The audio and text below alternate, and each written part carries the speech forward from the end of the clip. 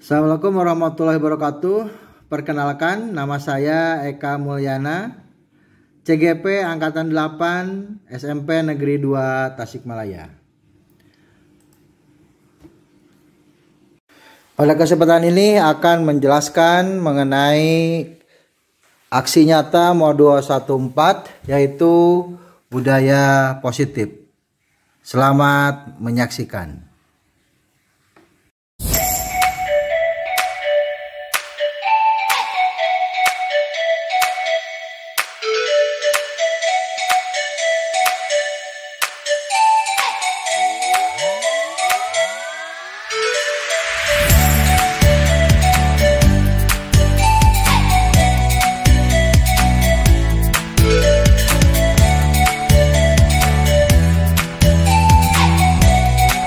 Memberikan kesempatan kepada saya untuk mempresentasikan atau mendiseminasikan mengenai budaya positif, ya.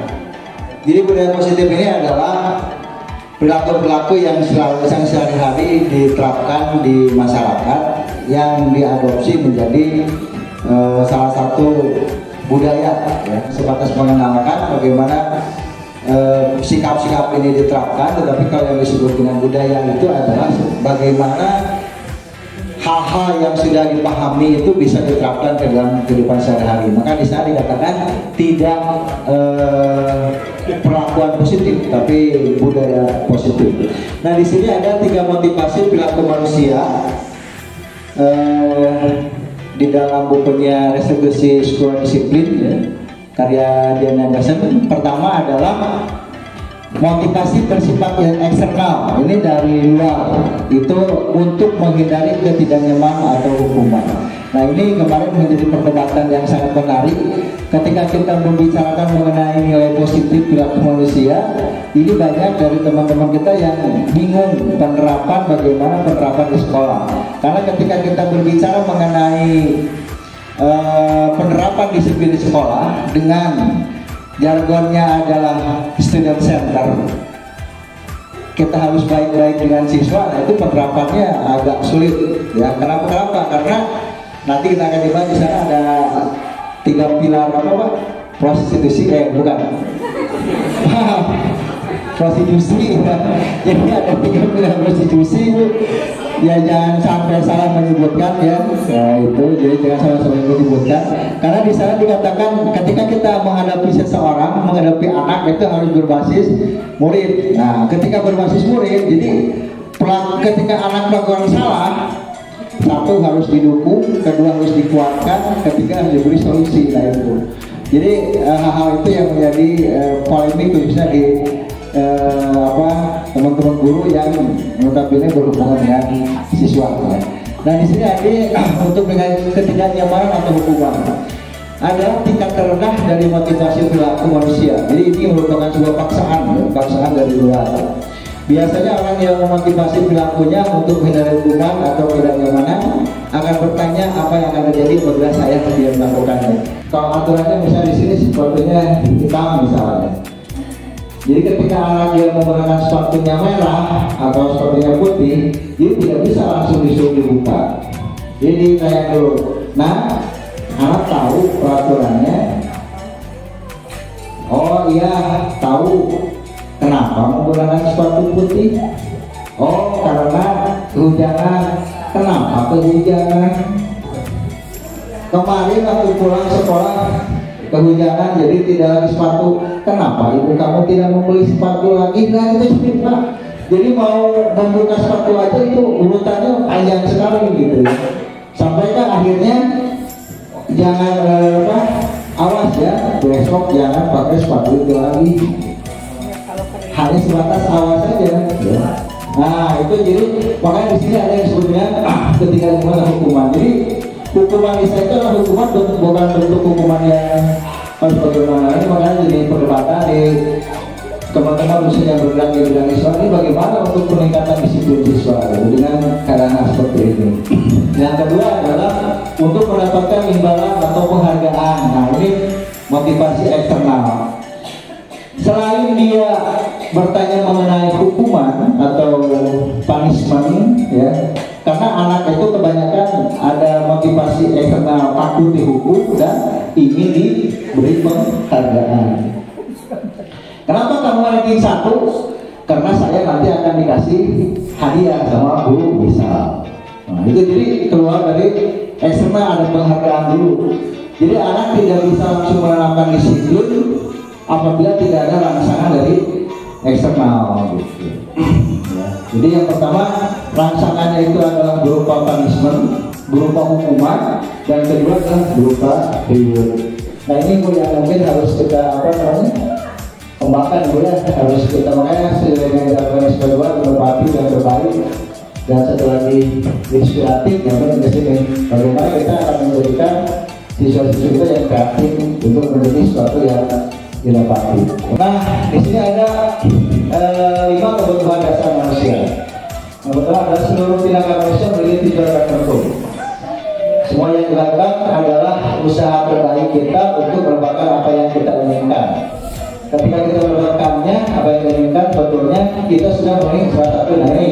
Di sini ada kebutuhan dasar manusia itu adalah hidup atau survival, kasih sayang dan rasa diterima, love and belonging. Benar gitu ya Bu? Bukan? Bukan? Bapak yang belonging? Ya, betul. Kebebasan, freedom, kesenangan, fun, dan penguasaan power. Ketika seorang guru melakukan suatu perbuatan yang bertentangan dengan nilai kebaikan atau kebetulan hal ini sebenarnya digunakan maka gagal memenuhi kebutuhan dasar mereka. Explore.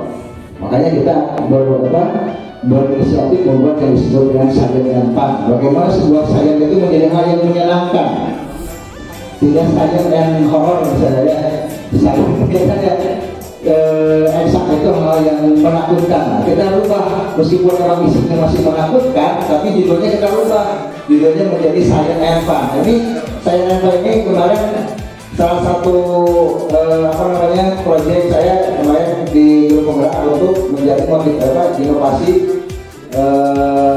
berserikat dan berkelompok itu ya ada di sana. Jadi bagaimana kita akan menciptakan siswa-siswi kita itu merasa senang dengan hal-hal yang menurut mereka itu adalah horor. Dari mana awalnya ya? Awalnya itu membuat dulu jargonnya yang senang gitu. Ketika misalnya saya melihat di AP waktu ada acara rumah hantu, itu nggak tahu rumahnya ada hantunya, nggak tahu yang dalamnya adalah komedi, tapi ketika dia udah lihat yang terjadi udah horor duluan. Wah ini pasti rumah hantu, di dalamnya pasti ada hantu. Padahal yakin dalam dirinya bahwa hantunya adalah hantu-hantuan, tapi dia merasa takut Bu, karena dia sudah otaknya sudah terkontaminasi oleh rasa takut itu. Makanya ketika saya mengatakan saya in horror, yakin orang yang bakal masuk ke S2 tersebut. Kasih sayang dan saya terima. Ketika saya memiliki kasih sayang terhadap mereka, apakah mereka menerima? Enggak kasih sayang saya. Nah itu yang jadi susahnya gitu ya. Mungkin itu yang paling berat bagi kita semua ya, bagaimana untuk mendapatkan kasih sayang mereka. Maka saya udah konsul dengan Pak Yayat Oji. Kalau besok saya akan menerapkan muka yang papanya buka yang bagus gitu ya. Sayangnya gitu nanti ya. Kamu dicukur lah, itu hal itu yang menjadi sesuatu yang jauh untuk menerimanya. Kalau ini mencapai suatu komponen terakhir ini adalah bagaimana kebutuhan pengakuan atas kemampuan. Jadi bagaimana supaya kita bisa diterima oleh mereka itu bahwa saya itu mampu gitu ya. Jadi mereka percaya ke kita ketika kita ngajar ke mereka juga percaya saya mampu gitu ya. Makanya kan banyak teman-teman ketika Jumatan saya suruh khatiban pasti bubar Jumatan gitu ya kan, mereka tidak percaya bahwa saya memang pernah menjadi khatib gitu kan ya. Nah gitu kan, nah seperti itu sederhananya. Ini pengakuan atas kemampuan. Tapi kalau misalnya paradik dan khatib masih semangat peserta ya. Kalau misalnya udah ngabubuk nih, saya naik ke mimbar, bubar peserta gitu ya. Wah ini kasih macam-macam lah gitu ya. Nah itu adalah butuh pengakuan. Yang kedua adalah kebebasan, kebutuhan akan pilihan. Jadi dengan adanya kurikulum mereka itu anak untuk dicoba untuk memilih bagaimana yang terbaik. Maka di sana untuk pasti juga ada komponen-komponen sesuai dengan apa yang mereka harapkan. Yang terakhir adalah kesenangan. Nah ini bagaimana bisa membuat mereka senang. Ini menjadi bahan perdebatan juga ketika kita membahas definisi bahagia. Salah satu tujuan kita adalah supaya membuat diri bahagia. Tapi bahagianya seperti apa ukuran bahagia? Karena bahagia itu tidak ada indikator yang biasa. Saya bisa ngopi bersama rokok itu hal yang bahagia, tapi belum tentu itu untuk Mas. Ya, jadi bahagia itu jadi bersama. Jadi ciptakanlah mereka untuk menjadi bahagia, bukan membuat mereka bahagia. Karena bahagia bukan diberikan, tapi bahagia diciptakan oleh diri sendiri. Terima kasih. Assalamualaikum warahmatullahi wabarakatuh. Pada kesempatan ini akan menjelaskan mengenai aksi nyata modul 14, yaitu budaya positif. Selamat menyaksikan.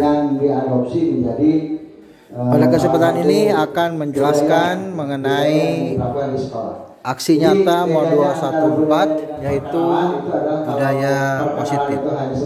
Selamat menyaksikan. Sikap-sikap ini diterapkan. Pada kesempatan ini akan menjelaskan mengenai aksi nyata modul 14, yaitu budaya positif. Selamat menyaksikan. Pada kesempatan ini akan menjelaskan mengenai aksi nyata modul 14, yaitu budaya positif. Selamat menyaksikan. Pada kesempatan ini akan menjelaskan mengenai aksi nyata modul 14, yaitu budaya positif. Selamat menyaksikan. Pada kesempatan ini akan menjelaskan mengenai aksi nyata modul 14, yaitu budaya positif. Selamat menyaksikan. Pada kesempatan ini akan menjelaskan mengenai aksi nyata modul 14, yaitu budaya positif. Selamat menyaksikan. Pada kesempatan ini akan menjelaskan mengenai aksi nyata modul 14, yaitu budaya positif. Selamat menyaksikan. Pada kesempatan ini akan menjelaskan mengenai aksi nyata modul 14, yaitu budaya positif. Selamat menyaksikan. Pada kesempatan ini akan menjelaskan mengenai aksi nyata modul 14, yaitu budaya positif. Selamat menyaksikan.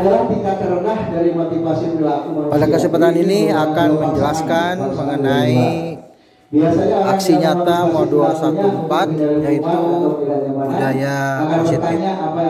Selamat menyaksikan. Pada kesempatan ini akan menjelaskan mengenai aksi nyata modul 14, yaitu budaya positif. Selamat menyaksikan. Pada kesempatan ini akan menjelaskan mengenai aksi nyata modul 14, yaitu budaya positif. Selamat menyaksikan. Pada kesempatan ini akan menjelaskan mengenai aksi nyata modul 14, yaitu budaya positif. Selamat menyaksikan. Pada kesempatan ini akan menjelaskan mengenai aksi nyata modul 14, yaitu budaya positif. Selamat menyaksikan. Pada kesempatan ini akan menjelaskan mengenai aksi nyata modul 14, yaitu budaya positif. Selamat menyaksikan. Pada kesempatan ini akan menjelaskan mengenai aksi nyata modul 14, yaitu budaya positif. Selamat menyaksikan. Pada kesempatan ini akan menjelaskan mengenai aksi nyata Modul 114 yaitu budaya positif. Selamat menyaksikan. Pada kesempatan ini akan menjelaskan mengenai aksi nyata Modul 114 yaitu budaya positif. Selamat menyaksikan. Pada kesempatan ini akan menjelaskan mengenai aksi nyata Modul 114 yaitu budaya positif. Selamat menyaksikan. Jadi yang pertama, pada kesempatan ini akan menjelaskan mengenai aksi nyata Modul 114 yaitu budaya positif. Selamat menyaksikan. Pada kesempatan ini akan menjelaskan mengenai aksi nyata Modul 114 yaitu budaya positif. Selamat menyaksikan. Pada kesempatan ini akan menjelaskan mengenai aksi nyata Modul 114 yaitu budaya positif. Selamat menyaksikan. Pada kesempatan ini akan menjelaskan mengenai aksi nyata Modul 114 yaitu budaya positif. Selamat menyaksikan. Pada kesempatan ini akan menjelaskan mengenai aksi nyata Modul 114 yaitu budaya positif. Selamat menyaksikan. Pada kesempatan ini akan menjelaskan mengenai aksi nyata Modul 114 yaitu budaya positif. Selamat menyaksikan. Pada kesempatan ini akan menjelaskan mengenai aksi nyata Modul 114 yaitu budaya positif. Selamat menyaksikan. Pada kesempatan ini akan menjelaskan mengenai aksi nyata Modul 114 yaitu budaya positif. Selamat menyaksikan. Pada kesempatan ini akan menjelaskan mengenai aksi nyata Modul 114 yaitu budaya positif. Lepas dari adanya reward dan adanya punishment. Nah ini Bu yang mungkin harus kita kembangkan Bu ya, harus kita makanya sesuai dengan jargon S2 inovasi yang terbaik dan satu lagi inspiratif memang ke sini. Bagaimana kita akan menjadikan siswa-siswa kita yang kreatif untuk menjadi sesuatu yang inovatif. Oke, lanjut pada. Nah, di sini ada 5 kebutuhan dasar manusia. Yang pertama adalah seluruh tindakan manusia memiliki tujuan tertentu. Semua yang dilakukan adalah usaha terbaik kita untuk mendapatkan apa yang kita inginkan. Ketika kita mendapatkannya, apa yang kita inginkan, sebetulnya kita sudah memenuhi salah satu. Nah ini, di sini ada kebutuhan dasar manusia itu adalah hidup atau survival, kasih sayang dan rasa diterima, love and belonging. Benar gitu ya Bu Iman? Ya Bu Iman? Love and belonging? Ya, betul. Kebebasan, freedom, kesenangan, fun, dan penguasaan, power. Ketika seorang yang melakukan suatu perbuatan yang bertentangan dengan nilai kebajikan atau menabatuan, hal ini sebenarnya dikenakan pada gagal memenuhi kebutuhan dasar mereka. Jadi setiap orang itu memiliki ini penguasaan, kesenangan, kesayang, dan kebebasan. Nah di sini kemarin jika itu menjadi sebagai dasar. Kenapa matematik itu pelajaran yang menurut mereka adalah susah? Matematik kayak fisika, dan sebagainya. Nah, sebagian orang yang kita seperti itu. Maka kemarin kita, wah kalau gitu kita bagus nih. Bagaimana kalau misalnya matematik itu dijadikan sebuah ekspor? Makanya kita berinisiatif membuat yang disebut dengan sains yang fun. Bagaimana sebuah sains itu menjadi hal yang menyenangkan, tidak sains and horror misalnya ya. Sains ini kan ya itu hal yang menakutkan. Kita rubah, meskipun memang isinya masih menakutkan, tapi judulnya kita rubah. Judulnya menjadi Science and Fun. Ini Science and Fun ini kemarin salah satu proyek saya kemarin di grup penggerak untuk menjadi inovasi berserikat dan bergerombol, gitu ya. Ada di sana. Jadi bagaimana kita akan menciptakan siswa-siswi kita itu merasa senang dengan hal-hal yang menurut mereka itu adalah horor. Dari mana awalnya ya? Awalnya kita membuat dulu jargonnya yang senang gitu. Ketika misalnya saya melihat di AP waktu ada acara rumah hantu, itu nggak tahu rumahnya ada hantunya, nggak tahu yang dalamnya adalah komedi, tapi ketika dia udah lihat yang terjadi udah horor duluan. Wah, ini pasti rumah hantu, dalamnya pasti ada hantu. Padahal yakin dalam dirinya bahwa hantunya ada hantu-hantuan, tapi dia merasa takut tuh, karena dia otaknya sudah terkontaminasi oleh rasa takut itu. Makanya ketika saya mengatakan science in horror, yakin orang bakal masuk ke S2 tersebut atau ke organisasi itulah sebenarnya. Makanya kita buat science and fun. Bagaimana sebuah science itu di dalam benak mereka suatu hal yang menyenangkan, gitu ya. Dan saya yakin bahwa science itu menurut saya juga horor, Bu, karena saya juga orang yang paling berat di matematika, gitu ya. Nah seperti itu. Jadi maka di sini ada masih dalam fun, jadi kesenangan.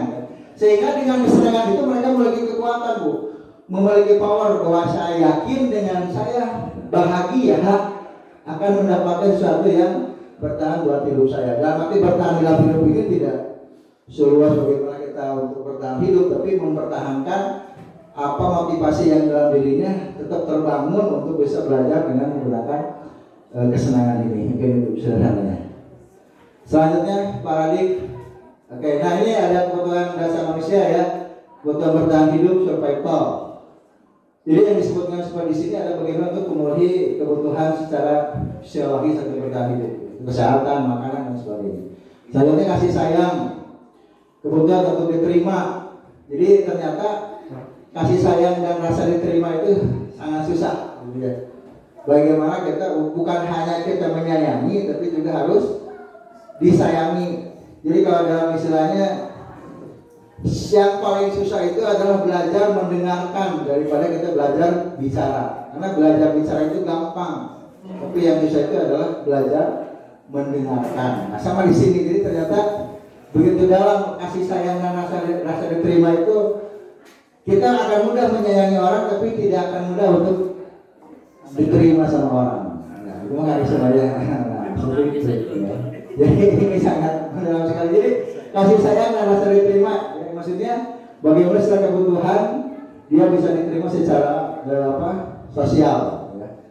Nah jadi ini kemarin juga menjadi bahan perdebatan. Jadi bagaimana kita untuk menjadi guru itu yang yang penuh dengan kasih sayang dan rasa sayang. Dan saya mungkin seseorang yang paling susah untuk mendapatkan itu. Karena apa? Image di masyarakat. Image di siswa, caranya ke Bu Aris, Bu. Siswa Bu Aris itu banyak yang nangis ketika saya masuk kelasnya. Padahal saya belum apa-apa, Bu, baru masuk kelas sudah nangis, muka saya kan SpongeBob ya, saya sederhana gitu ya, muka SpongeBob, kelakuan saya poros kan sadar aja gitu ya. Tapi pas masuk ternyata, ladusi kan gitu. Nah jadi ketika saya kemarin, saya dengan adanya kalau bertahan hidup gampang gitu ya. Ketika kita kuat pasti itu bisa bertahan. Ini yang susah, Bu, kasih sayang dan rasa diterima. Ketika saya memiliki kasih sayang terhadap mereka, apakah mereka menerima? Enggak kasih sayang nah itu yang jadi susahnya gitu ya. Mungkin itu yang paling berat bagi kita semua ya, bagaimana untuk mendapatkan kasih sayang mereka. Maka saya udah konsul dengan Pak Yayat Koji. Tahun besok saya akan menerapkan muka yang topeng saya akan buka. Lebih sayang, gitu nanti ya. Kamu dicukur, nah itu hal yang itulah yang menjadi sesuatu yang jauh untuk menerima ini. Next, Pak Adi. Penguasaan kebutuhan pengakuan atas kemampuan. Nah, kebutuhan berhubungan dengan konten ini mencapai suatu komponen terampil. Ini adalah bagaimana kebutuhan pengakuan atas kemampuan. Jadi bagaimana supaya kita bisa diterima oleh mereka itu bahwa saya itu mampu gitu ya. Jadi mereka percaya di kita, ketika kita ajarkan mereka juga percaya di situ mampu gitu ya. Makanya kan banyak teman-teman ketika Jumatan saya suruh ngakhiban pasti bubar Jumatan. Gitu ya kan, mereka tidak percaya bahwa saya memang pernah menjadi khatib gitu kan ya. Nah gitu kan. Nah seperti itu pola sederhananya. Jadi pengakuan atas kemampuan. Tapi kalau misalnya paradik dan tanah khatib, pasti semangat peserta ya. Kalau misalnya angkat gunung nih, saya naik ke mimbar, bubar peserta gitu ya. Wah ini pasti macam-macam lah gitu ya. Nah itu adalah butuh kemampuan. Yang keempat adalah kebebasan, kebutuhan akan pilihan. Jadi dengan adanya keluarga mereka itu anak untuk disuruh untuk memilih bagaimana yang terbaik. Maka di sana untuk pasif-pasifnya juga ada komponen-komponen sesuai dengan apa yang mereka harapkan. Dan terakhir adalah kesenangan. Nah ini bagaimana bisa membuat mereka senang. Ini menjadi bahan perdebatan juga ketika kita membahas definisi bahagia. Salah satu tujuan kita adalah supaya membuat murid bahagia. Tapi bahagianya seperti apa ukuran bahagia? Karena bahagia itu tidak ada indikator yang jelas. Saya bisa ngopi bersama rokok itu hal yang bahagia, tapi belum tentu itu untuk Bu Imas. Ya, jadi bahagia itu universal. Jadi ciptakanlah mereka untuk menjadi bahagia, bukan membuat mereka bahagia. Karena bahagia bukan diberikan, tapi bahagia diciptakan oleh diri sendiri. Terima kasih. Assalamualaikum warahmatullahi wabarakatuh. Demikian materi ini saya sampaikan. Terima kasih. Assalamualaikum warahmatullahi wabarakatuh.